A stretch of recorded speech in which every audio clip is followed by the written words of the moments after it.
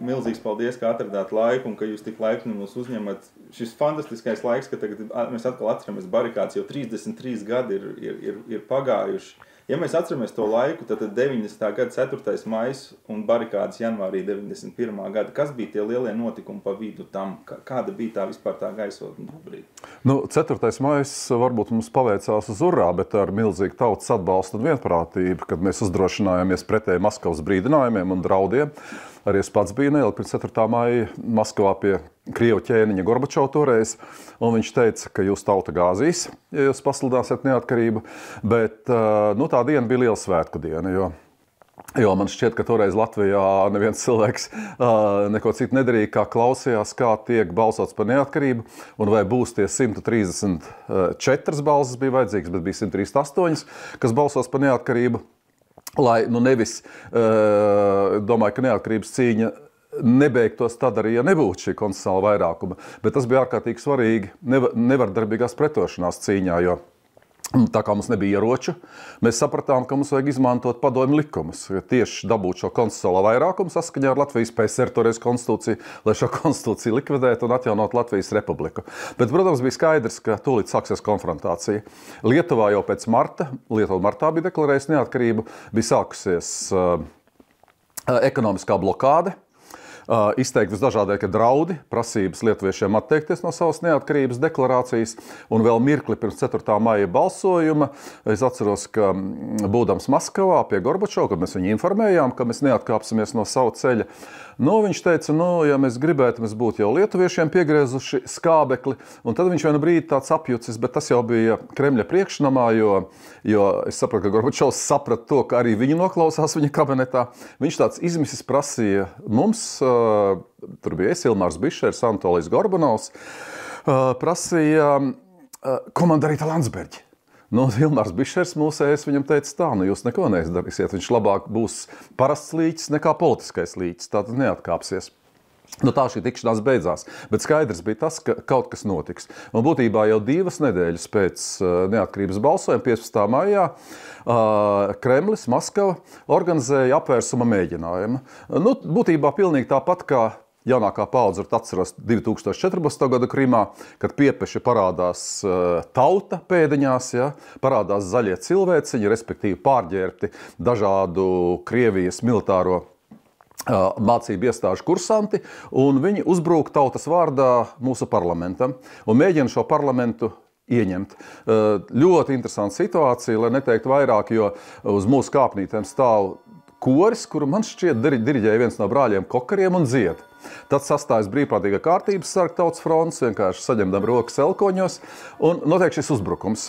Uzbrucēji, protams, viņi redz, ka mēs dziedam, viņi mēģina dziedāt internacionāli, Padomju Savienības himnu un vēl kaut ko tur. Viņiem, protams, neizdodas, jo viņi nezina vārdus.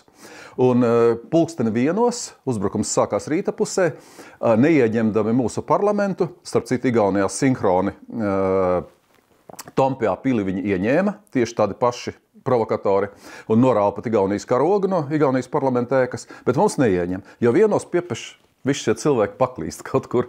Vēlāk tikai mēs noskaidrojam, ka 1:00 padomju armijas daļās dod pusdienas, un šie revolucionāri un cīnītāji par Krievu pasauli, viņi taču nevarēja laist tādu izdevību kā pārēst kārtīgi. Viņi pazuda. Bet turpinājās visa šī vasara nākoša ar provokācijām. Arī ar slepkavībām, sevišķi Lietuvā, nogalinot Lietuvas muitniekus.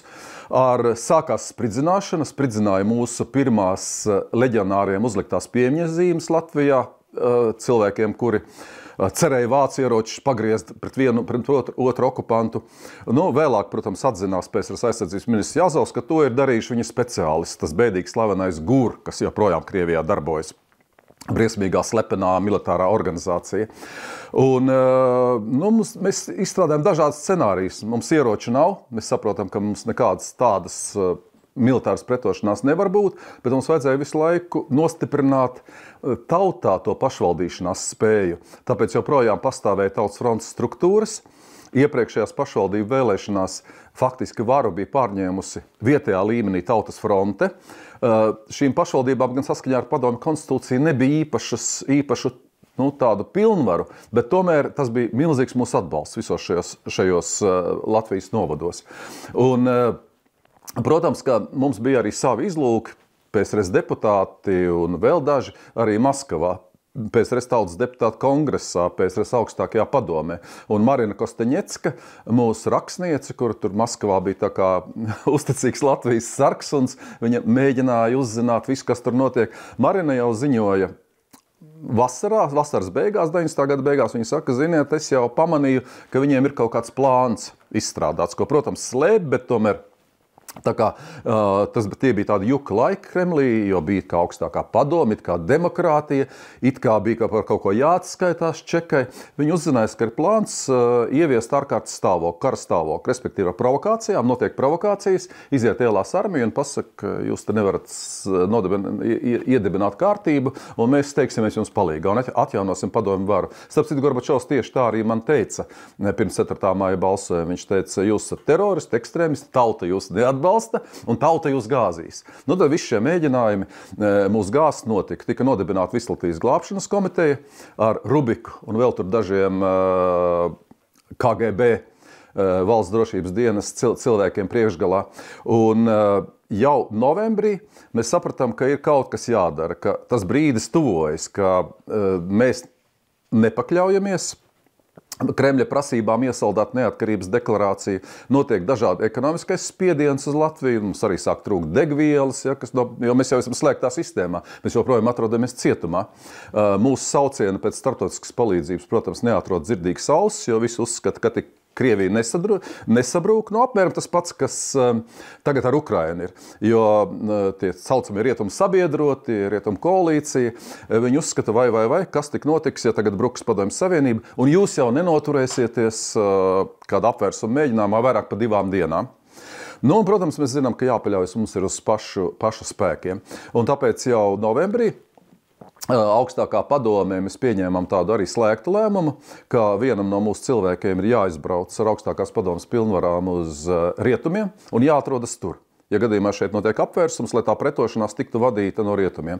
Un šī loze, vēl manā dzīvoklī apsprieda notika Bruņinieku ielā, krita uz Jānu Dineviču. Un decembrī uz Ziemassvētkiem Jānis zvana no Stokholmas un lūdz, vai es nedrīkstētu atgriezties, nu ko tas Ziemassvētkos tur tupēšu ārzemēs. Nu, protams, viņš atgriezās. Nosvinēt Ziemassvētkus un doties atpakaļ. Bet notikuma attīstās ļoti strauji. Ir 1. janvāris. Ir pirmā pazīme. Pirmā pazīme, ka kaut kas notiks 1. janvāra rītā. 1. janvāra rītā mēs pēkšņi attopamies, ka Melnās beretes, tādas padomju specvienības, kuras, protams, arī koordinē Čeka un Maskava, ir ieņēmušas preses nama. Nu, padomju laikos cilvēkiem var tas nav šobrīd saprotams. Visa prese bija koncentrēta, piederēja kompartijai. Kompartijai vairs nepakļāvās mūsu žurnālisti, bet viss bija koncentrēts preses namā, vienā tajā lielajā tornī Pārdaugavā. Un šis tornis tiek ieņemts. Uz tā tiek šie bandīti padomji. Starp citu, šie kadri pat dokumentāli ir redzami arī Viestura Kairiša filmā Janvāris. Tiek uzsprauts sarkanais karoks. Es ar mūsu ministru kabineta premjeru pirmo vietnieku Ilmāru Bišeru brauc uz turieni, kas tad jums tur ir. Es pat izvelks, un Ilmārs Bišers arī savus PSRS tautas deputātu apliecības, kaut arī mēs jau bijām pateikuši, ka mēs Maskavā nepiedalāmies nekādos pasākumos. Nu, viņi, protams, noņirdzas, iegrūž man vēderā savu mašīnu pistoli Kalašņikovu un novilk slēdzi, jūs vācieties tālāk. Nu, respektīvi, mēs jau esam zaudējuši preses namu, un tūlīt sākam drudžaini rēķināt, kādā veidā mums turpināt Latvijas preses izdošanu. Tad jau vēlāk tur tika organizēta tipogrāfijas vešana no Amerikas, kaut kas izdevās, kaut kas neizdevās, bet diezgan ātri sāk Rencēna ielā darboties tipogrāfija, kur jau varēja drukāt presi, un arī novada tipogrāfijas. Tipogrāfijas mums bija. Pienāk 7. janvāris. 7. janvārī PSRS aizsardzības ministrs Jāzaus, nu tā kā tagad, kas tur Gerasamovs un Šoigu, tāda, nodzertas nelaimes tieši tāds pats ar violetu degunu, bet briesmīgs impērists, viņš paziņo, nu, jūs esat vispār pārkāpuši PSRS konstitūciju, jo tur jau bija tas joks, ka mēs visu laiku tā ļoti uzmanīgi virzāmies, it kā saskaņā visu ar padomju likumiem. Un viņam nav ko piesieties. Bet mēs ejam uz priekšu, un mēs vairs neesam kā daļa no Padomju Savienības, vismaz juridiski. Notiek šī likuma cīņa.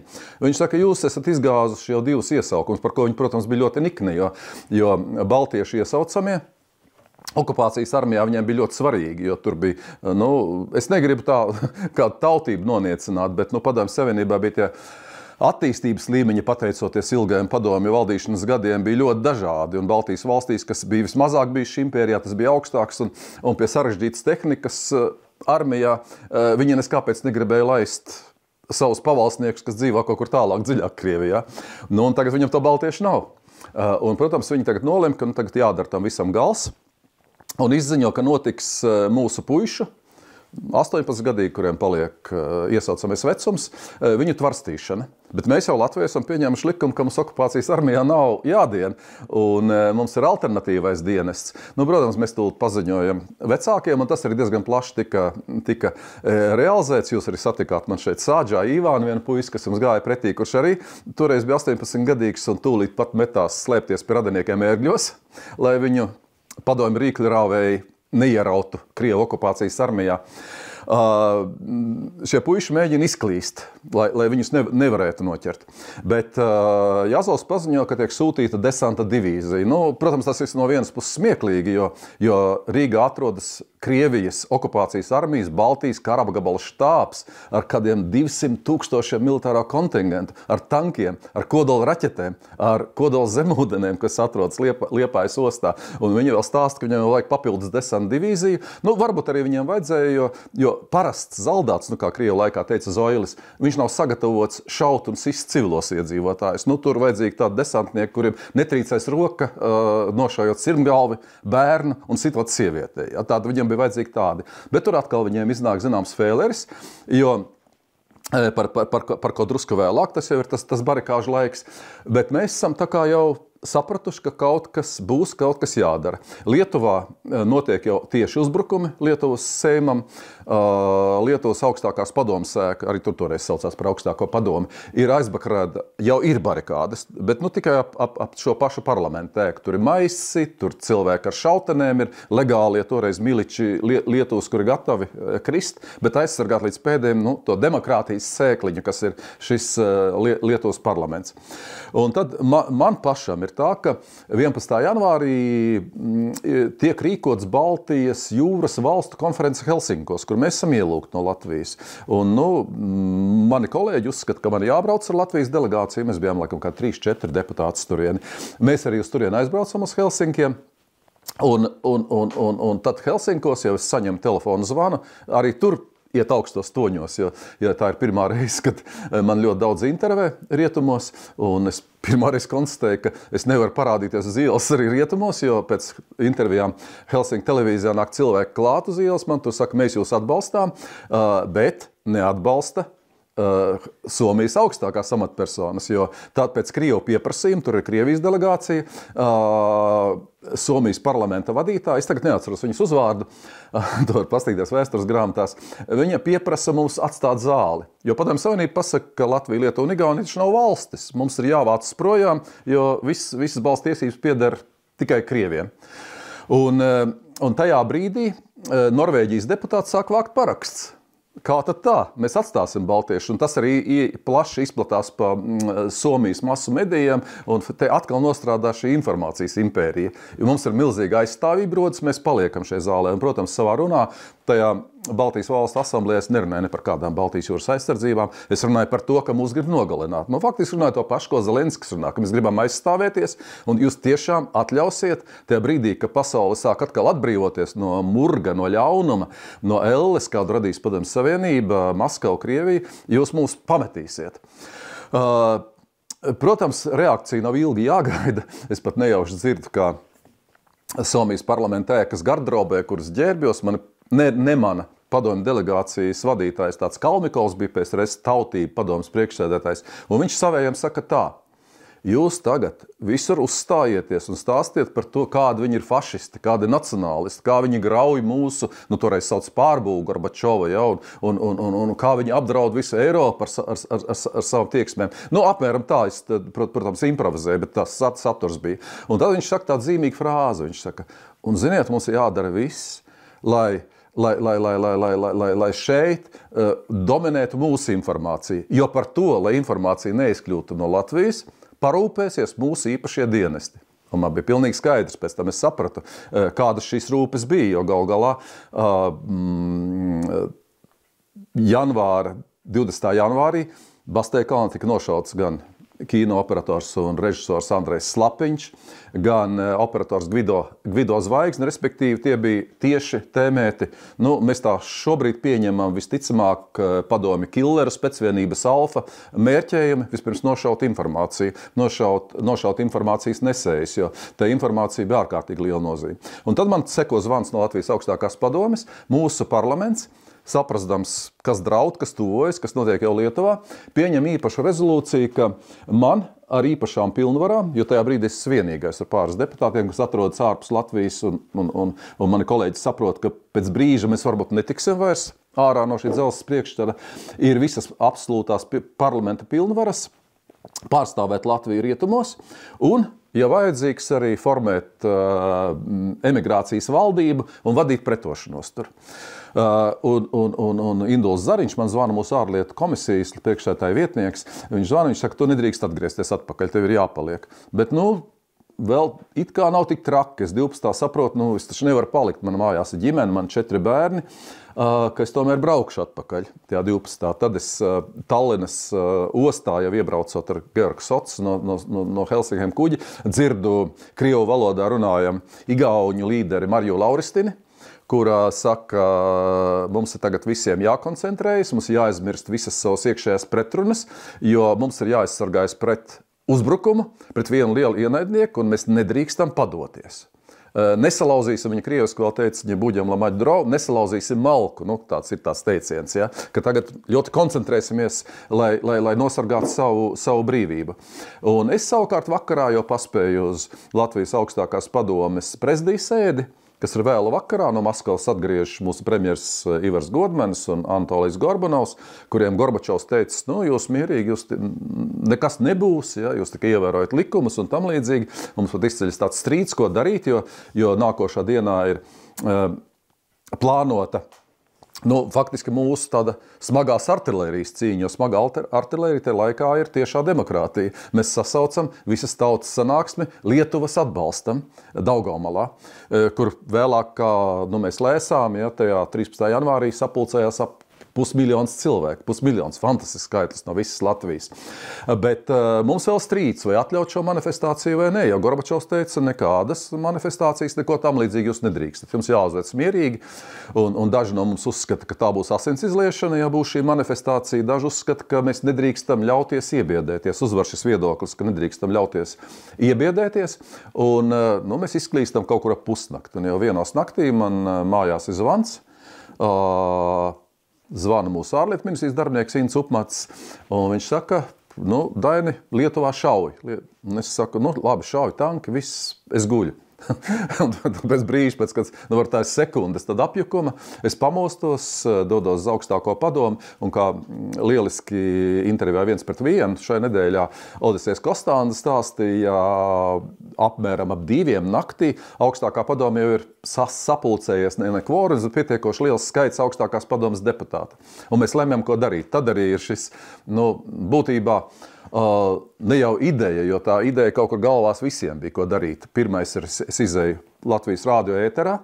Arī faktiski tāds drūms brīdis, ka tev jau nav leģitīma parlamenta atbalsta, lai es kaut ko aicinātu. Jo es tajā brīdī viens, mēs esam pāris deputāti. Jānis Škapars saka, Daini, tev jāiet jārunā, jāsauc cilvēki ielās. Tas ir pirmais, jo mēs saprotam, ka mūsu spēks ir gara spēka, karaspēks. Tas ir neapbruņoti cilvēki, kuriem ir jāaiziet, lai kaut kas maksātu pretī šai armijai. Un, protams, tas ir ļoti bīstami. Un man tajā brīdī nācās uzņemties to milzīgu atbildību un aicināt cilvēkus mostieties. Ja kurš dzirdiet, modiniet pārējos, nāciet visi ielās laukumos, lai jūs redzētu, kas notiek, un lai mūsu pretinieks saprastu, ka mēs neguļam. Jo tas pirmais scenārijs jau bija Kremlim ļoti tāds skaidrs, ka viņi bija pirms kādām nedēļas apmēram rekomendējuši augstākās padomas frakciju līdztiesību. Tas ir tā kā, nezinu, varbūt kaut kas līdzīgs saskaņai un stabilitātei, ja, tādi prokrieviskie, promoskaviskie spēki. Viņi visi izvācas un pārvācas Kongresa pilī. Pilnīgi skaidrs. Tad neapmierinātā tauta, vai nu pārģērbt vai nepārģērbt ar ieročiem, ieņem mūsu parlamentu, mūsu deputāts, kas balsojuši par neatkarību, kurš starp citu jau tad dežūrēja, jau naktis gulēja parlamentā ar gāzmaskām, ar molotovu kokteļiem pie logiem, mūs iznesa kājām pa priekšu vai vienkārši ar izlaustām rokām ārā, un tad ienāk, tautas atbalstīta deputāti no kongresa un paziņo, ka mēs atjaunojam padomju varu un atjaunojam Krievu pasauli šeit, ja? Un ka tie fašisti beidzot ir patriekti. Un tad mums ir jādomā, ko tad mēs tādā gadījumā darīsim. Un mums ir skaidrs, ka tad pirmais ir šie cilvēki, kas parādīs, ka tik vienkārši nebūs, ka mūs neiznesīs bez lieciniekiem ārā no parlamenta. Jo nav jau runa tikai par mums būtībā. Mēs tikai simbolizējam tos cilvēkus, ko tauta ir tajā brīdī ievēlējusi. Jo tajā laikā jau bija varbūt savādāk nekā miera laikos. Tā vara, parlaments, valdība bija tik cieši saugas ar tautu, ka tur nebija nekāda tāda īpaša pretruna vai domstarpība. Mēs visi darbojamies kā vienots organisms. Un pēc tās manas runas naktī tiešām, es jau eju ārā no rādio, tas ir minūtes 20 vai pusstundu, ko es runāju, un ir jau pilns ar cilvēkiem. Tie nav varbūt vēl 1000, bet tie ir 100 domu laukumā un nāk. Un tad, protams, nākošais, ko darīt. Un tad rodas tā, parasti mēs sakam tā Odiseja Kostēna sakrālā frāze, bet tā arī viņš jau intervijā teica, ka ne jau viņam tā pieder, ne viņš ir autors, bet ka tā bija nobrieduši. Ceļam barikādes, jo mūsu strēlnieku apvienība, latviešu virsnieki, bijušie padomju virsnieki, bet kuri tomēr bija ar militāru pieredzi, viņi teica, ko mēs varam darīt pret armiju. Mums jāizveido barikādes, aiz kuras stāv cilvēku 1000, un šīs barikādes nav tik vienkārši ieņemt, un tas jau vēlāk tika pierādīts, ka tas tā bija. Viņas bija diezgan prātīgi un strateģiski pareizi izveidot šīs barikādes. Sākas šī kustība. Varbūt ir svarīgi arī tas, ka šajās barikāžu laikā pierādās tā mūsu pašorganizēšanās un pašvaldības spēja, jo faktiski lēmumi tiek pieņemti no vienas puses it kā centralizēt, augstākā padoma izveidojas operatīvais štābs, aizsardzības štābs, notiek parlamenta balsojumi par to, ka ir jāsargājas, ka mēs nedrīkstam pakļauties Maskavas spiedienam, bet tajā pašā laikā ļoti autonomi, bet saskaņā ar to kopējo tendenci darbojas arī dažādas ministrijas un arī pašvaldības toreiz, jo lauksaimniecības ministrs Dainis Ģēģeris jau devis rīkojumu, kādu rīkojumu lūgumu no Latvijas laukiem doties uz Rīgas smagai tehnikai, kad smagā tehnika jau tuvojas Rīgai, jau ir izdomāts, kur šai tehnikai ir jāatrodas, ir sazīmētas vietas, kas bija ļoti svarīgi. Jo es vēl atceros, ka es 9 rītā gāju atkārtot to pašu, ko es teicu naktī, jo cilvēki jau daudz nebija dzirdējuši gulēdam to. Kaut arī šo runu manu naktī es arī viņu atkārtoju krieviski, pēc tam es dzirdēju, raidīju pat visdažādākajām Krievijas opozīcijas raidstacijām un arī Brīvā Eiropa pārraidīja, arī visā Krievijā viņi bija dzirdami par to, kas notiek Rīgā. Bet 9 es to atkārtoju televīzijā un jau ir zināms daudz kas vairāk. Un aicinu nepadoties cilvēkus, aicinu gatavoties cīņai, lai ienaidniekam nav ne mazākās šaubu, ka mēs nenobīsimies no viņa, ka mēs esam spēcīgāki par šo ienaidnieku. Un tad bija tas aizkustinošais mirklis, ko es joprojām gandrīz ar kamola kaklu atceros, ka es ieraugu, iziedams ārā no studijas, no tās augstās Zaķa salka, no Zemgales puses, tuvojas tāda milzīga pelēka tehnikas kolona. Un pirmā brīdī es vispār nobīstos. Es domāju, it cauri mēs esam nokavējuši, tuvojas tanki. Bet tikai pēc brīža es samanu, ka tie nav tanki, ka tā ir smagā lauksaimniecības tehnika. Šī tehnika ļoti operatīvi ieņēma vispirms tiltus, pārbrauktos, galvenos piebraucamos ceļus Rīgai. Un tas bija, vēlāk mēs to arī uzzinājām no padomju militārās, no virsniekiem vadības, tas bija viens no iemesliem, kāpēc neienāca tās desanta divīzijas, kurām vajadzēja ienākt, jo viņi saprata, ka viņi netiks iekšā. Un tad uzreiz šis plāns izgājuši. Tā kā Putins bija domājis, ka viņš iegāzīsies Kijevā ar saviem desantniekiem un tūlīt viss būs cauri, no iekšpuses sagraus Ukrainu, bet viņš dabūja pretī. Un mums jau arī tā faktiski tajā brīdī, kad viņi domā, ka ienāks desantnieki, kā toreiz ģenerāla pulkvedis Kuzmins, kas komandēja Baltijas kara apgabalu, viņš man vēl plātījās, mēs jūs te 15 minūtēs iztrenkāsim ar desantniekiem. Nekā, viņi tos desantnieks nevar tā īsti dabūt iekšā. Televīzijā jau sāka veidot ap televīzijas torni, tur bija tādi no stabiem cēli, tādus milzīgus, nevis tanku ežus, bet helikopteru ežus, lai nevarētu nosēsties helikopteri. Un vai viņi spētu noturēties šajā armijas triecienā vai ne, tas pat nav tik svarīgi. Galvenais bija tas, ka viņi radīja milzīgu psiholoģisku efektu uz šo armiju. Jo tad, kad pēc otrā scenārija tātad neizdodas šis tā kā saucamais tautas apvērsums, tad otrs scenārijs, ko Maskava bija izstrādājusi, ka sākas šaušana, iekšā ir bandītu vienība, Maskavai padevīga un Čekai padevīga tā saucamās melnās beretes, kur ir bazēta Vecmilgrāvī, kuriem ir bruņu transportieri, ložmetēji, automāti, kur ir rūdīti bandīti, apmācīti šautas civiliedzīvotājiem, ka viņi izprovocē nekārtības, tad acīm redzot Bastēkalnā vai kaut kur citur, tas joprojām šī lieta nav pilnībā skaidra un izmeklēta. Atrodas šie alfas killeri, par kuriem mēs zinājām, ka viņi ir. Tā ir padomju specvienība, kura arī īpaši apmācīta ārzemēs slepkavot cilvēkus. Gan ar indēm, bet arī snaipera veidā. Viņi ir bazējušies, cik mēs tā toreiz sapratām, Jūrmalā kā DOSAF šaušanas kluba biedri, un vismaz daži liecinieki stāsta, ka Bastēkalni arī klīduši tādi zēni treniņbiksēs ar ieročiem. Viņi acīm redzot arī piedalās tajā, jo viņu mērķis šaut uz žurnālistiem.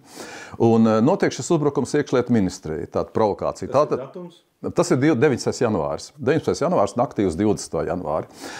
Un viņi sāktu šo uzbrukumu, tātad ir nekārtības, cilvēki panikā un bailēs izskrien ārā no barikādēm, jo krieviem neskapēc liekas, ka visi ir tikpat bailīgi, cik viņi, un ka par brīvību necīnīsies, ka tūt padosies un diktatoram, bet viņi nerēķinās to tāpat kā Ukrainā, ka ir tautas, kuras nav tik bailīgas. Barikādas paliek, bet tam barikādas bija ļoti gudri izdomātas, jo bija paredzēts, ka barikādēs vienmēr uzturas vairāk 10 000 cilvēku Vecrīgas iekšienē, arī ap strateģiskiem centriem, ap telefonu sakaru centrāli, Dzirnaviela, Ulbraka apraidītāju, bet brīdī, kad uzbruk padomju slepkavas, Krievas slepkavas, tajā brīdī ir izdomāts ceļš, pa kurām tiek izvadītas sievietes, bērni, lielākā daļa cilvēku, un paliek tikai cilvēki, kuri būtu gatavi mirt, bet kuriem ir tāds zināms rūdījums, drosme un arī varbūt militāra pieredze. Pie augstākās padomes pašas sāniem barikādi apsargāja toreizēja Fiskultūras institūta studenti. Tādi riktīgi muskuļoti spēcīgi cilvēki. Un tad viņam neizdodas radīt šo paniku. Tiek šauts, arī mūsu brīvības pieminekļi, Milda, mūsu skaistā brīvības skulptūra tiek sašauta tajā brīdī. Raidīts trasējušās lodes, kliedzieni, bļāvieni, šo omaniešu, melno berešu braucieni pa Rīgu savās policijas mašīnās. Un it kā nekas nenotiek. Cilvēka nenobīstas. Un tad pēc tam jau Alfreds Rubiks, tas ir arī publicēts vairākos preses izdevumos. Viņš pieprasa atbildību Baltijas militāra apgabala komandierim ģenerāla pulkvediem Kuzminam. Es neatceros, tagad viņa pakāpa ģenerāla, tas vienalga, Krievu ģenerāls šim Kuzminam. Un Kuzmins tā štotrēdamies viņam atbild, viņš saka, bet mēs nevarējām armiju izvest ielās, kā bija solīts, jo mūs nodeva Maskavā un iedomājieties, viņš lieto militāru terminu. Viņš saka, man pretī stāvēja 1-2 divīzijas dzīvā spēka. Viņš pat nemaz nemin to, ka šie cilvēki neapbruņot. Tas nozīmē, ka kāds spēks ir tam garaspēkam, jo viņam ir duši papēžos. Viņš ieraug šo cilvēku masu, kas gatava stāvēt ir pretī. Un, protams, arī regulārajai armijai. Varbūt tas nav tā tagadēja Krievu armija, bet toreiz armija bija daudznacionāla Krievijā. Tur jau faktiski pat nebija tik daudz Krievu, cik okupēto zemju pilsoņu sasaukt iekšā. Es domāju, ka viņiem būtu grūti sākt šaut civilos iedzīvotājus, un varbūt arī no tā baidījās šie ģenerāļi un virsnieki. Tad viņiem šis plāns izgāžas, jo armija nav izgājusi ielās, kara stāvoklis nav ieviests, kā bija paredzēts, un tad kara stāvoklī tūlīt pat stājas citi pie varas, arī 16. decembrī pirms jau barikāžu 13. sākas, 3. dienā. kas tas ir pa stadionu. Tas, laikam, bija Dinamo stadions toreiz, kur tagad ir spēļu laukumiņas, Krišāņu Barona ielas pie Daugavas sporta nama. Tur notiek Vislatvijas glābšanas komitejas dibināšanas un varas pārņemšanas mītiņš, kur Putins Rubiks paziņo, ka viņi pārņem varu. Tāda, respektīvi, viss ir saplānots, viņi pārņem varu, bet tieši tāpat kā Ukrainā. Tie Bartmērogi ir citi. Bet viņi izgājuši. Visi šie spēki izgājuši. Un tad faktiski sākas mūsu pretinieku atkāpšanās. Atkāpšanās līdz pat augustam, kad notiek otrs pučs, kad viņi piedzīvo pilnīgu sagrāvi. Kas man vispār šajās barikāžu dienās ir īpaši. Ja iepriekšējās tā nebija Ukrainas notikumu tādā fonā, izbaudot pilnīgi tās pašas sajūtas, kas bija toreiz, iedomājieties, kas notiek Ukrainā, kas man tomēr liek domāt, ka tāpat, es pilnīgi pārliecos, izgāzīsies arī šitā pēdējā Kremļa vadoņa Putina mēģinājums sagraut demokrātiju, sagraut brīvību, atkarot atpakaļ jau pazaudēto leģitimitāti un padevību Ukraiņu tautā un, protams, atdabūt atpakaļ arī mūsu. Viņam vienkārši tas neizdosies. Šī milzīgā pieredze mums to māca. Un es vēl arī domāju tagad barikāžu laikā, ka ja toreiz mēs ar milzīgu pašorganizētību, jo tā darbošanās jau stāstīja, bija absolūti kaut kā decentralizēta, momentāli pašvaldībās, Tautas frontes nodaļās, dažādos novados, sāka organizēties barikāžu aizstāvi grupas. Tur nebija nekāda kalendāra no Rīgas, cik un kam jāierodas. Viņiem cilvēkiem, kad sazinājās, tikai tika dotas vietas, kur viņam vajadzētu sargāt šīs barikādes. No Valmieras, turpat jau organizējas autobusi, jau faktiski vēl nav iebraukusi tehnika Rīgā, ka no Valmieras jau brauc autobusi, no Madonas brauc autobusi. Cilvēki ir gatavi visu aizstāvēt, un pie tam arī momentāli pašorganizācijas veidā sāk organizēties arī visādi medicīniska aprūpe. Tūlīt pat Doma baznīcā tiek iekārtots medicīniskais centrs, kur aprūpēt ievainotos, ja tādi būs, un diemžēl bija arī kritušie. Sākas kaut kāda organizēties tāda pašorganizēta pārtikas apgādes loģistika, jo katra tantiņa zina, ko darīt. Katra mājasaimniece zina, ko darīt. Sāk mājās viņas gatavot maizītes, smērēt, griezt desas, cik toreiz jau bija ļoti slikti ar šo pārtiku. Nebija tā, ka tu ieej veikalā un viss ir, nekā nav. Cilvēki atdot pēdējo, un viņi nes uz barakādēm, nes baro.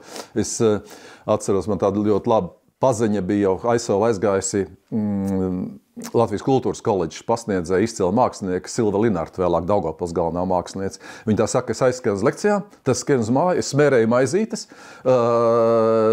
paskatos vai bērnu drošībā un skrienu tūlīt pat barot barikāžu aizstāvis. Tas viss tika, kaut kā vienkārši organizēts tik perfekti, ka varbūt arī šajā ziņā mēs bijām vairākus soļus priekšā tiem padomu militāristiem, kas bija plānojuši mums uzbrukumu.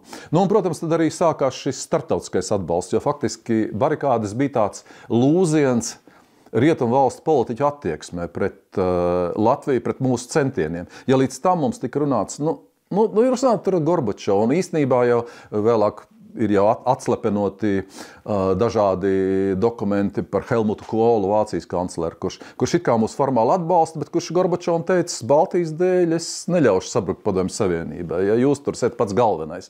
Pēc janvāra šī attieksme sāka mainīties, un mainīties varbūt ne tik daudz politiķu drosmes vai pēkšņas apjēksmes dēļ, bet tāpēc, ka tomēr brīvajā pasaulē sabiedrībai ir ietekmes politiku.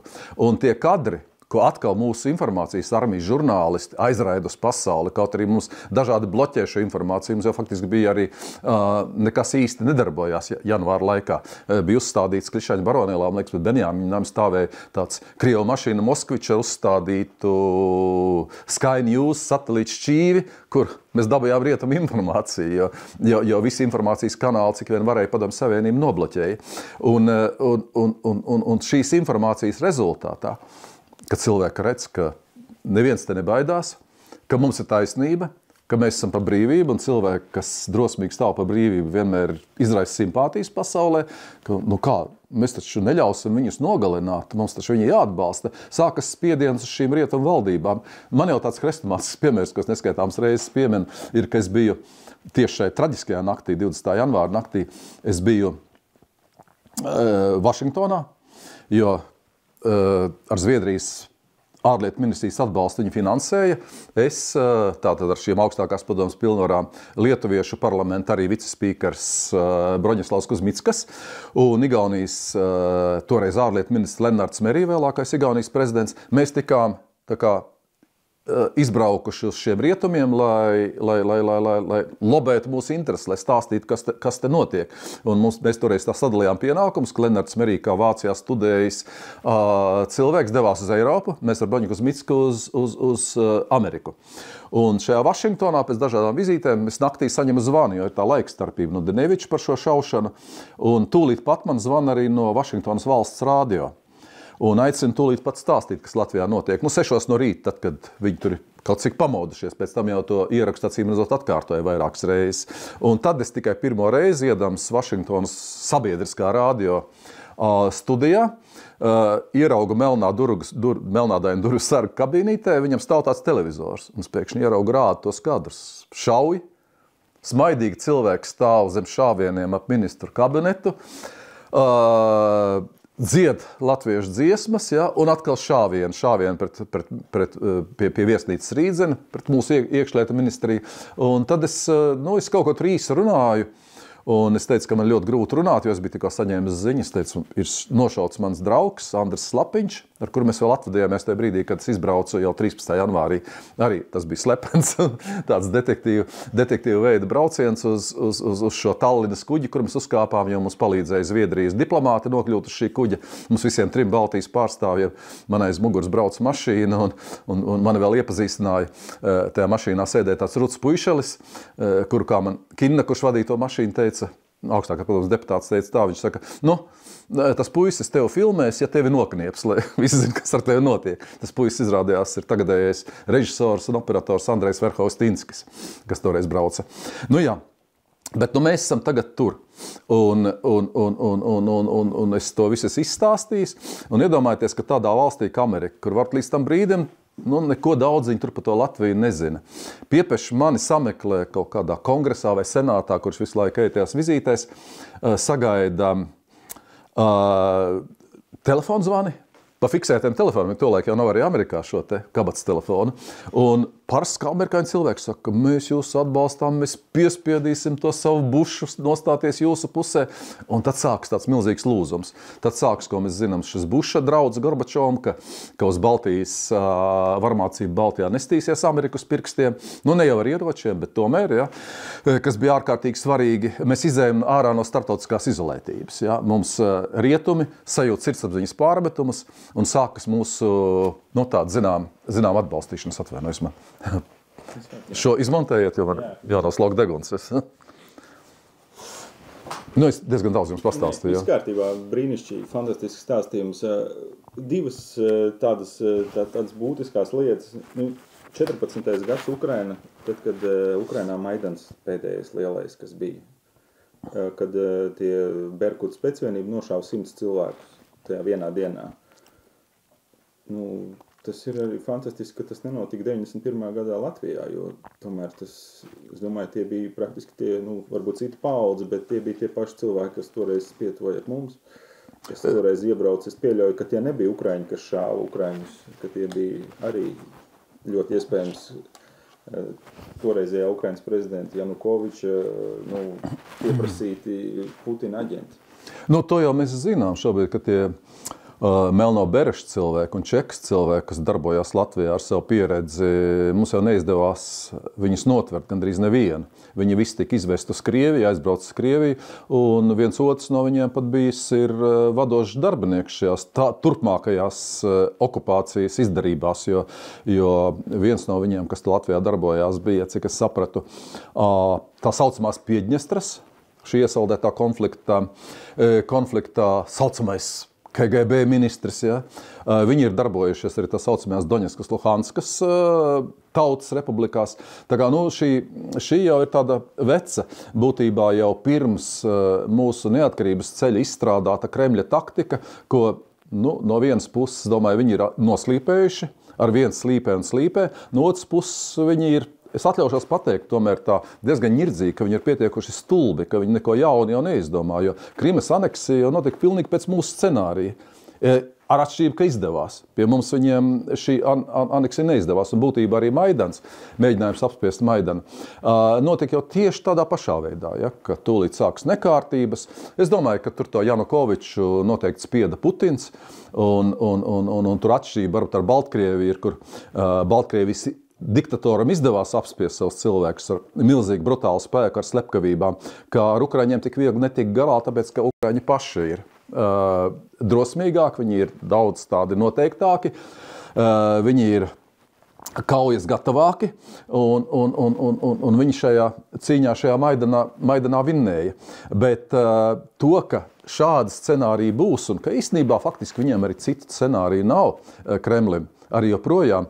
Es pārliecinājos jau 1988. gadā, kad arī bija pēc Tautas frontes dibināšanas, mūs tur tā kā gribēja piespiest, nerunāt vispār par neatkarību, un es biju tādā sarunā Kremlī ar Gorbačovu, bet beigās nebija Gorbačovs, tur atnāca toreizējais augstākās padomes priekšsēdētājs Anatolijs Lukjanovs, un viņš man pilnīgi tā nepārprotam brīdināja tieši šos vārdos. Viņš teica, ziniet, jūs iesiet to neatkarību. Mums jau ir sagatavots plāns, ka mums būs atsevišķa Tautas republika, Padomju republika Daugavpilī, apvienot ar Ignalīnas rajonu. Tas Ignalīna ir, kur bija atomelektrostacija. Visaginas pilsētā bija Lietuvā visvairāk koncentrēti Krievu iedzīvotāji, kas bija savesti tur. Ja?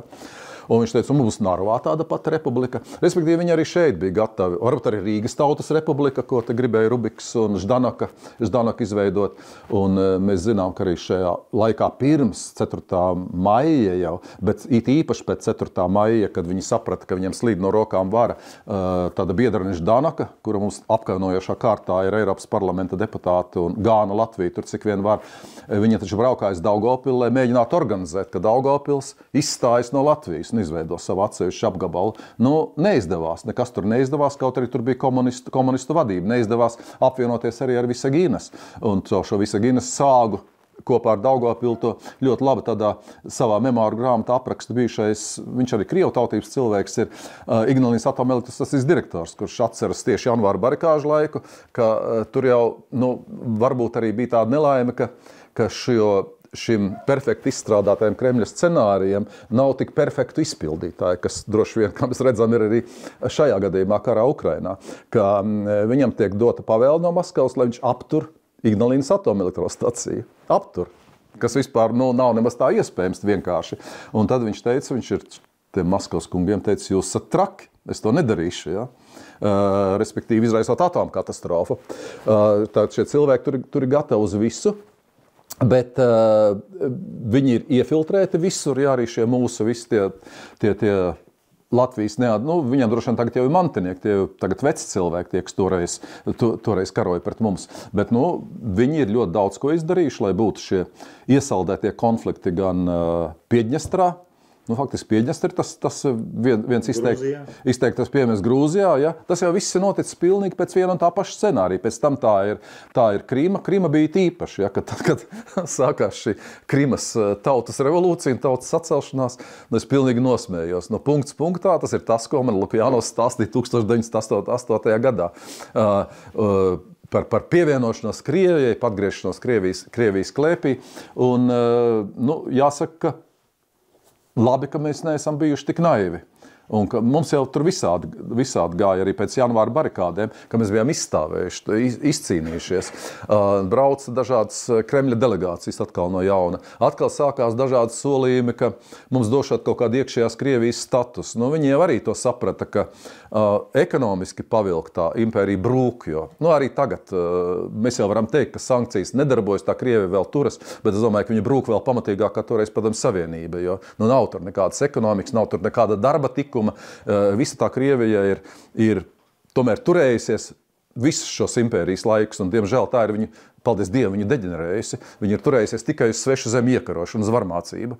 Un tai varmācībai tomēr vajadzīgi resursi. Padomju Savienība izbeidzās, jo nebija resursu, un tāpat izbeigsies arī šī Krievija. Tā kā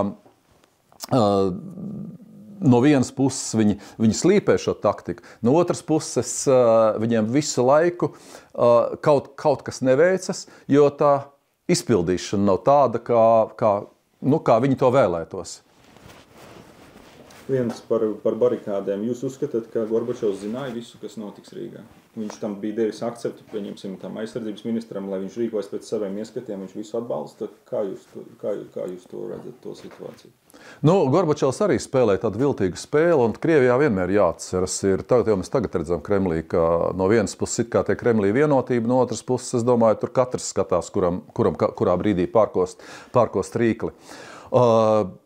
Es tā domāju, ka visticamāk ir tas, ka Gorbačovs zināja, nevarēja. Ļoti centralizēta bija šī valsts arī vēl Gorbačova laikā, kaut arī viņš saprastams, ka šī absolūti centralizētā valsts kļūst arvien impotentāka un mazspējīga, tāpēc bišķiņ jāpalaiž groži vaļā, ja, un tāpēc arī bija šie solījumi, ka mēs te būsim iekšējā Somija vai kaut kāda iekšējā īpaša ekonomiskā zona, kura pelnīs naudu impēriju, lai viņa var ražot ieroči. Es aizmirsu jautājumu. Par to Gorbačovu? Jā, par Gorbačovu. Jā, bet tai pašā laikā visi ir kā centralizēti. Nevar nezināt. Viņam ziņo. Viņam ir mapīts, viņam ziņo šie padotie. Un tur pilnīgi varētu būt tā, ka viņš zina, ka ir scenārijs, jo mēs arī zinājām to, ka tāds ir. Mēs precīzi nezinām, Marina Kostņets bija redzējis jau pirmos uzmetumus tam visam. Un tai pašā laikā, es domāju, tur bija ļoti viltīga tā taktika, ka viņam parāda, un viņš saka, es esmu redzējis, bet vairāk neko, jo nav jau dokumentu, nekas netiek parakstīts, nekāda lēmuma netiek pieņemta, tādā veidā jau darbojās šī padomju sistēma. Ka no vienas puses ir dota zaļā gaisma varmācībai, no otras puses es neko nezinu. Tā, ko dara Krievija. Viņas veids genocīdu Bučā, slepkavo cilvēkus, bet neviens neko nezina. Un beigās viņi sāk stāstīt, ka Ukraiņi paši ir inscenējuši savu iedzīvotāju slepkavības un ka no rietumiem ir vesti aktieri, kas to dara. Tobrīd arī bija tieši tā. Un es domāju, ka Gorbačovs mierīgi gulēja, un viņš zināja, ka viņas pēcdienesti darīs to, ko vajag. Viņa rīkojums, ka jāatjauno PSRS konstitucionālā kārtība, tas bija dots, un tad jau ir pēcdienestu uzdevums, kā viņi to paveiks. Ja pēcdienesti nepaveic, tad viņus pie soda. Ja viņi paveic, tad tas ir noticis. Es domāju, ka tas bija tieši tā, bet droši vien šī Gorbačova kaut kāda varbūt neizlēmība arī kaitināja tos viņa tās cietās līnijas ieturētājs, jo Gorbačovs tāds nebija. Viņam bija tāds demokrātijas vīrus, ka viņš kaut ko vēl centās tā ar labu ar diskusijām darīt. Tieši tāpēc arī augustā pēc šiem neveiksmīgajiem apvērsuma mēģinājumiem arī viņu izolēja. Un var jau būt, ka viņi atkal atjaunot pie varas, varbūt arī tad viņš kaut ko zināja, bet šī spēle viņš pārzināja, bet varbūt, ka viņš arī nebija tas, kas pilnībā visu to vadīja. Par Latviju šodien. Es atvainojos 33 gadi kopš barikādēm, kopš 34 gadi šogad būs kopš 4. maija deklarācijas. Kādu jūs Latviju jūtat šodien? Es jūtu, es redzu, ka ir sasniegts tas, ko es gribēju pirms 33 gadiem sasniegt, ka mēs esam brīvi, un tas tomēr ir pats galvenais, jo tad jau no brīva cilvēka ir atkarīgs, kas būs tālāk. Un man liekas, tā brīvības gara uzturēšana ir pats svarīgākais. Bez gaušanās, bez vaimanāšanas, domājot, ko es pats varu izdarīt. Nevis visu laiku raugoties, tā jau var tāda padomju domāšana, ka mums visu laiku ir sliktā valdība. Paši mēs to valdību savēlam, bet mums visu laiku viņi ir sliktā. Pie viss ir vainīga valdība, ja? Pie sliktiem ceļiem, pie nepareizi iepirktiem vilcieniem, bet tikai ne mēs paši. Ja? Jo mēs paši jau esam ierēģi, mēs paši esam tie darba darītāji, mēs paši esam uzņēmēji, mēs paši esam strādnieki, ielas laucītāji, sētnieki, kuri arī nedara savu darbu šat. Tā kā mums ir dotas visas iespējas.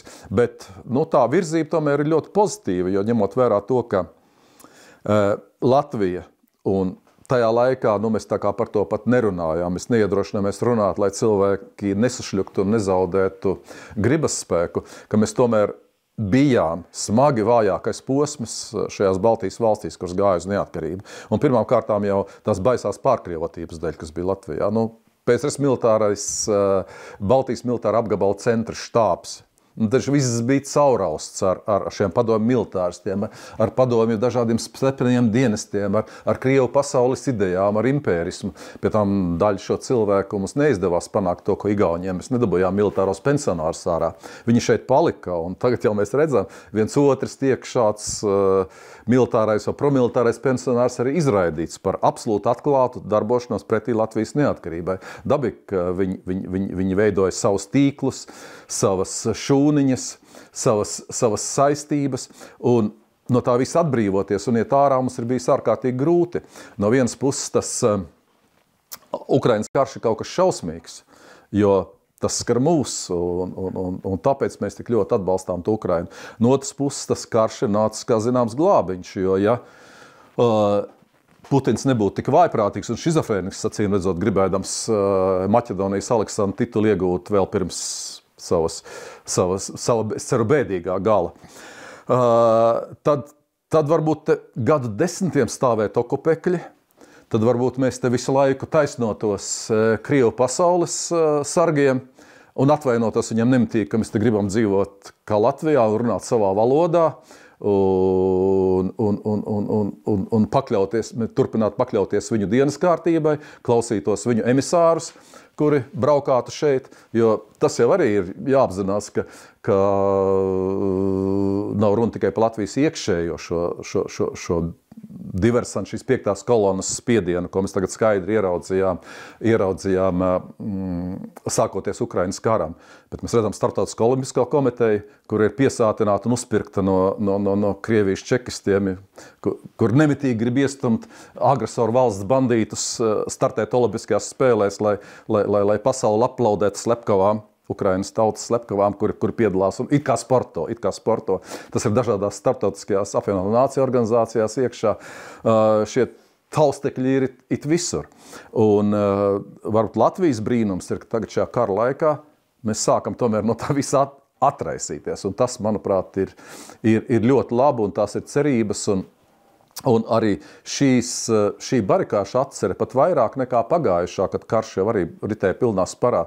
Šī, manuprāt, ir tā kā arī varbūt restaurējusi mūsu apziņā to barikāžu lomu, ka mēs viņu tagad sākam uztvert kā vienu no ļoti svarīgiem mūsu valsti, mūsu nāciju veidojošiem pamatiem. Jo tas ir, ka tajā pagātnē, tajā apziņā, ko mēs varējām izdarīt, slēpjas arī milzīgs spēks, ka mēs to varam un noteikti varēsim arī turpmāk. Protams, ka mēs neesam ideāla valsts, paldies Dievam, ka mēs neesam ideāla valsts, mums ir ko darīt. Ideāls valsts ir tikai diktatūras, jo daži uzskata, ka ideāli ir Baltkrievija. Lūdzu, brauciet, mēs esam brīva valsts, mēs nevienu neturam, dodieties uz Baltkrieviju, dodieties uz Krieviju, kuras uzskatāt par laimes zemēm, bet mēs tomēr tagad šajos kara apstākļos mums ir nepieciešams diktēt savus noteikumus, un mums ir arī jāatceras, ka visos vēstures brīžos, kad ir sākus ļodzīties Krievu impērija, šī negatīvā nozīmē Krievu impērija, kā kaut kāds monstrozs Krievu pasaules veidols, ka mums tas ir jāizmanto. Es ceru, ka šī Krievu impērija beidzot aizies ellē un vairs neatgriezīsies tā kā ar visiem saviem sabiedrotajiem Ziemeļkoreju, Irānu un visām citām diktatūras valstīm pasaulē. Bet mums ir, latviešiem vienmēr bijis tā, ka šādos brīžos mums ir ārkārtīgi jāstiprina savs latviskums. Tāpēc ir, es domāju, arī maksimāli jāpieņem, es domāju, likumi un pašiem jāturas pie savas valodas, kuras dēļ jau arī faktiski tā valsts pastāv. Savādāk jau mums nebūtu jēga pastāvēt kā nacionālajai valstī. Mums vajadzētu turēties pie savām tradīcijām, pie saviem likumiem. Arī rēķinoties ar to, ka mūsu ienaidnieks šobrīd, kurš ir nosiņo Ukrainā, ka šis ienaidnieks nav spējīgs īsti vairs atbalstīt un stimulēt dažādā veidā savas pasaules aizstāvis. Arī tas ir jāapzinās, ja? ka tas iekšējais ienaidnieks, kas atrodas Latvijā, ka viņam vairs nav tā briesmīgā monstra aizmugurs. Un bez tā monstra aizmugurs viņš ir vienkārši bezspēcīgs un gļēvs, kā tas bija pirms Latvija atgūstot neatkarību. kad mēs toreiz izturējām augustu puču 91. gads, tad kaut kādā ziņā, cik tas bija viss nestabili ar Krievijas armiju šeit un visām tām sekām okupācijas, valsts tomēr sāka drošāk doties uz priekšu. Kādēļ jūs nenokļuvāt starp tiem cilvēkiem, kas vadīja Latviju? Jūs veicāt to revolūciju kopā ar saviem domabiedriem, visu tautu. Bet sanāca tā, jūs kā ideālists riskējāt ar visu, ar savu ģimeni, ar savu veselību, ar visu. Un pēc tam atnāk citi, kas vada Latviju. Tas bija tāds īpatnes laiks, kad okupācijas apstākļos man likās, ka ir jādara tas, ko es nemaz nevēlējos darīt. Nebija jau citu, mums nebija tik daudz to izvēles iespēju. Tas vēstures mutuls man ierāva. Un man nebija tādas apziņas, ka man vajadzētu arī miera apstākļos turpināt politiku. Es pat uzskatīju, tagad uzskatu, ka es nekāds īsti politiķis pat neesmu. Man liekas, kaut kas bija svarīgāks par to politiku, svarīgāk bija tā brīvība. Un tāpēc daudz arī, kas bija ar mums, jo ļoti daudz mums taču bija unikāla augstākā padoma, kādas nav bijis nevienas saimes, pārējais parlaments. Tas intelekta līmenis, jo tur bija kādi 20 profesori starp deputātiem, savi 20 žurnālisti rakstnieki,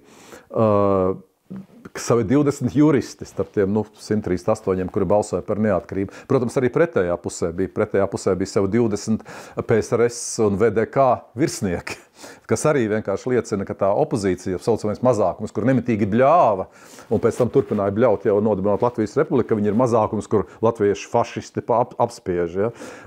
Viņi jau nebija parasta opozīcija, tā bija bruņota opozīcija, kur stāvēja Kremlis, un viņi domāja, ka šādā veidā viņi atkal atgūs varu un atgūs savu ietekmi Latvijā. Bet mums, varbūt šim augstākās padomas kodolam toreiz, kur izcils personības bija jau praktiski katru deputātu, vismaz savā novadā, ja ne citur ļoti labi pazina un ļoti labi cienīja, tie bija cienījami cilvēki, ka visi gribēja atgriezties.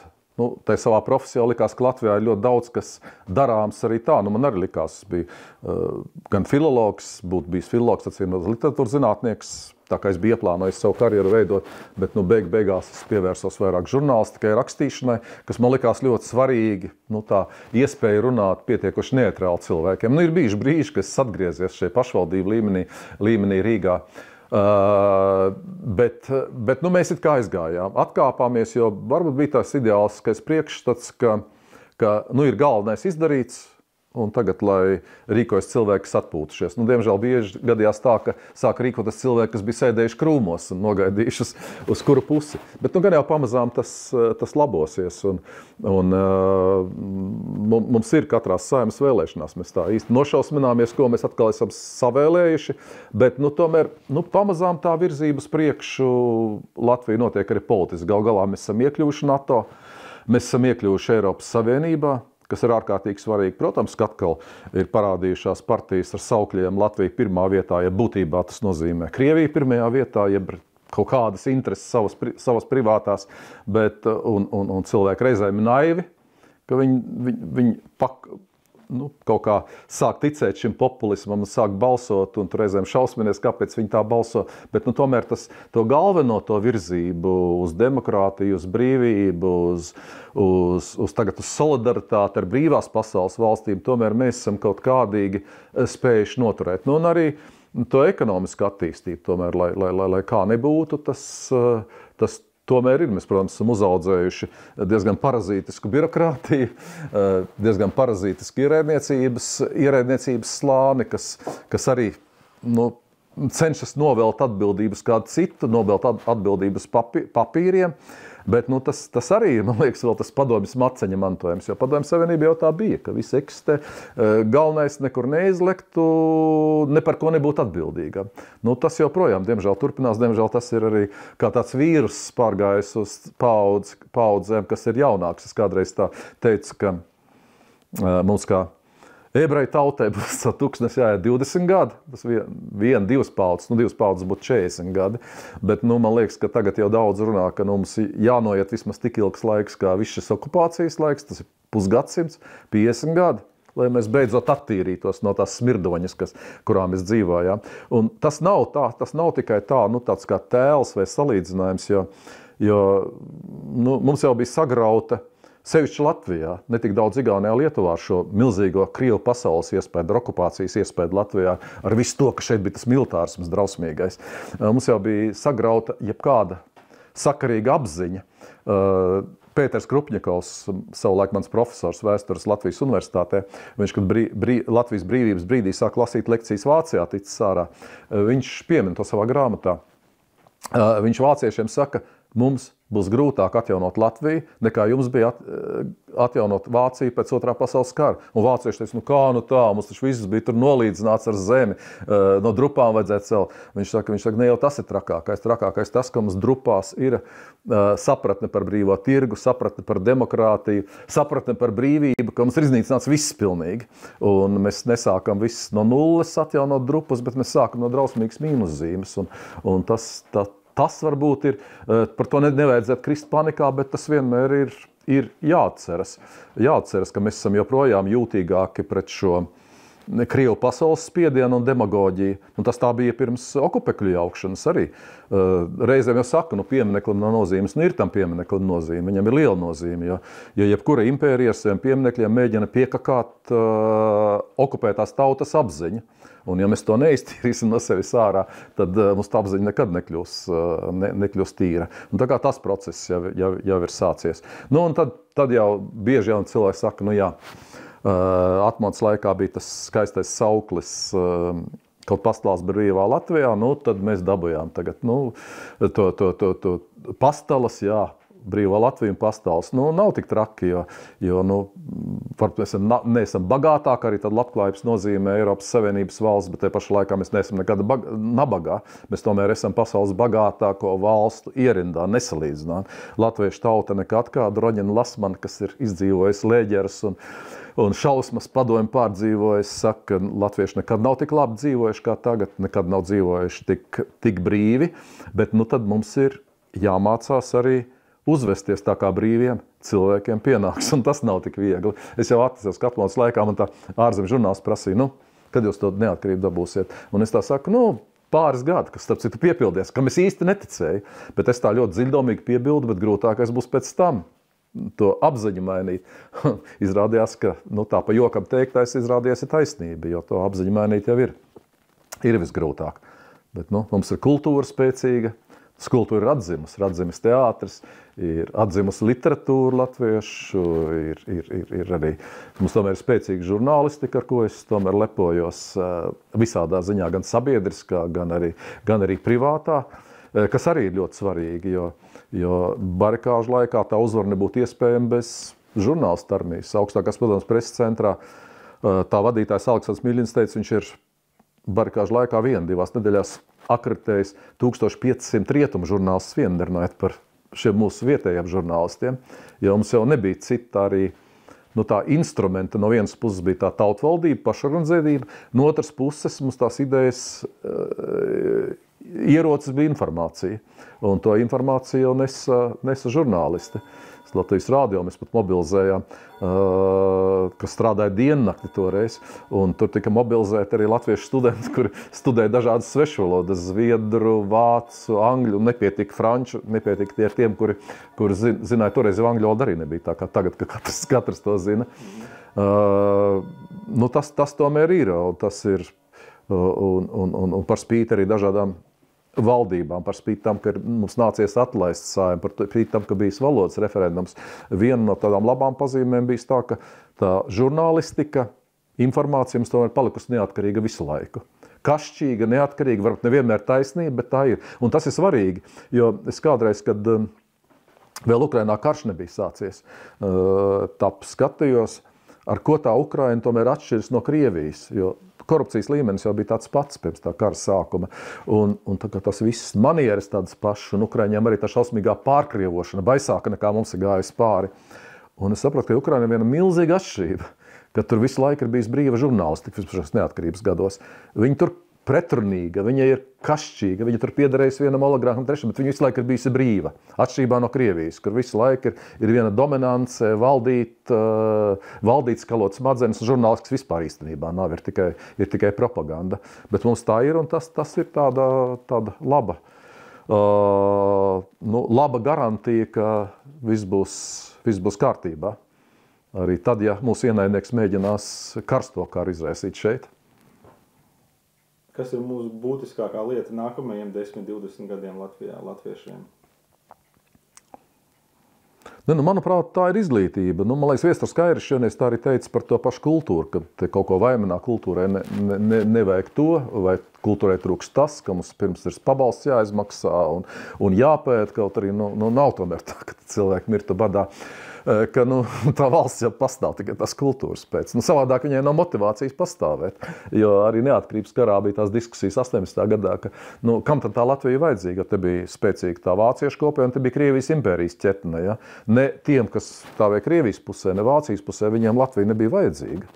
Viņi vai uz vienu pusi vai uz otru. Tā Latvija bija vajadzīga tikai latviešiem. Un šobrīd jau arī tā Latvija ir vajadzīga mums, kā latviešu kultūras vienīgā patvēruma vieta un mūsu valodas vienīgā vieta, bet kas būtu tur 10 gadiem un kas tūlīt ir jādara, mums vajadzīga laba izglītība. Ir laba izglītība, un te gan es domāju, ka vajadzētu, es piemēram, balsot par tādu nākamo valdību un partiju, kur tomēr izvirzītu, ka Latvija ir jābūt pasaulē labākai izglītībai, kas nav nesasniedzami tuvāko 10 gadu laikā, jo galu galā arī pēc neatkarības kara Latvijā bija pat īpaši kursi, kad apmācīja skolotājus, lai iet skolās strādāt, lai audzinātu jauno paudzi. Jo ne visu var izdarīt ģimene, bet piemēram, ar labu, drošu, brīvu izglītību mēs varam izdarīt ļoti daudz, un tur vajadzētu tomēr ieguldīt maksimāli, un ne tādā līmenī, kā mums te bieži notiek, ka mēs te streikojam skolotāji, un reizēm man ir aizdomas, ka tas, kurš nestrādā par mazu algu, nestrādās arī par lielu algu, lai kāda tā alga nebūtu, bet ka pašām skolotāju organizācijām vajadzētu organizēties un izvirzīt idejas par to labāko izglītības modeli, jo to nevar un to nevajadzētu darīt pašiem izglītības ministrijas ierēģiem un valsts ierēģiem, jo mēs jau visi sākāmies, faktiski šajā gadā joprojām, varētu teikt, ir tikko aizvadīts tas latviešu pirmo dziedāšanas svētku pirmais gads, ja, kad latvieši pirmo reizi, kā toreizējo jaunatvieši teica, kas norganizēja dziesmu, viņi teica, ja pa Sirmās Rīgas vārtiem iegāja no 26. līdz 9. jūnijam kurzemnieki, vidzemnieki un rīdzenieki. Vitebskas latvieši latgalieši toreiz netika, jo tur bija smagi apstākļi pēc poļu dumpja, un viņam bija drausmīgi tāda diktatūra, drukas aizliegums, viss, bet ienāca šī latviešu tautas daļa. Kā kurzemnieki, kā vidzemnieki, kā bauri, kā mužiki. Tad Rihards Tomsons tos dziesmēs redzēja, teica, bet tagad atcerieties, ka pēc Ziemassvētkiem pa Rīgas vārtiem izgāja latviešu tauta. Tad piedzimst tauta 4 dienās. Un šai tautas piedzimšanai ir raksturīgs vēl 2 lietas, ka pirms šiem 150 gadiem tieši Ziemassvētku dienās Kronovalda Acis un Rihards Tomsons organizē vispirms latviešu zemkopju, ko viņi sauc toreiz par latviešu oikonomistu kongresu. Skaidrs. Latvijas nacionālā ekonomiskā politika. Ko mēs darīsim? Mums vajadzīga turība. Pie tam šajā oikonomistu kongresā, strīdoties par to, kādas labākas minerālu mēslas lietot vai nelietot lauksaimniecībā, tas galvenais, ko viņi panāk, ir tas, ka turīgajiem zemkopiem, un Latvijā bija daudz cilvēku turīgi zemkopi, jau ir jāmaksā nauda, lai maksātu stipendijas latviešu studentiem mācībām dažādās pasaules augstskolās, jo Latvijā augstskola nebija tomēr. Tajās pašās dienās Kronovalda vadībā notiek pirmā latviešu skolotāju konference, kur piedalās 500 dalībnieki, kas izraisa milzīgu skandālu, jo iedomājieties, vācu skolas skolotāji uzdrošinās piepieši runāt latviski. Tas nav ne pieklājīgi, ne patriotiski, vai ne krieviski, vai vāciski, viņi runā latviski.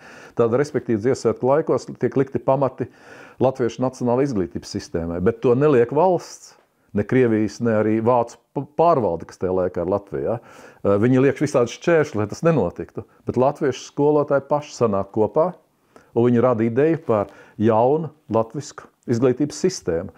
Un šobrīd būtu vajadzīgs tas arī šī kustība no latviešu pedagogu, no skolotāju puses, lai, protams, arī ar saprātīgu politiķu atbalstu, kur to saprot, lai radītu Latviju par tādu augstu izglītotu valsti, Jo, Igaunijas lēciens, ko mēs apskaužam Igauniju, jau es domāju, ir šī Igaunijas drusku tomēr labākā izglītības sistēma gan Tallinā, gan tīpaši slavenajā Tartu Tērbats universitātē. Paldies, Daini, fantastiski. Jā, jums daudz tas ir.